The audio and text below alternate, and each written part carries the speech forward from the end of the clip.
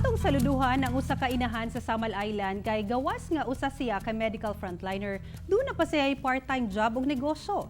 Ato siyang ilailahon sa report ni John D. Esteban.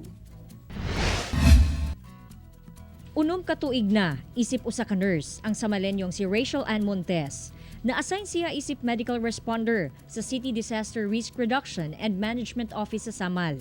Dili lalim ang trabaho sa usa ka medical frontliner, labi na karon panahon sa pandemya.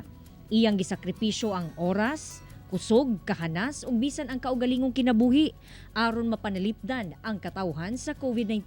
Karon man gud lahi na. You cannot just like una na kadali mo duol sa pasyente. So nanatag ang protocol, mask, gloves and all PPEs. And medyo lisod siya sa amo ang part kay murag mas effort ang among mahatagod while responding. Paghuman sa iyang duty, mag-part-time usab siya isip medical instructor kay usa sab siya ka licensed teacher.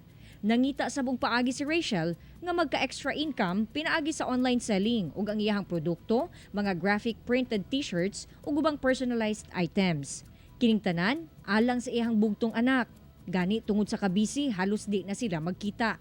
Somehow helpful siya, not just like what we say sa financial, kay nakahatag mo siya extra income. So ang ako alang pod is somehow mura siya ako ang stress debrief ba nga malayo ang ako ang hunahuna pod into COVID. And nag-enjoy lang pod, ana lang. So at least pod magamit na ako akong day off nga productive siya.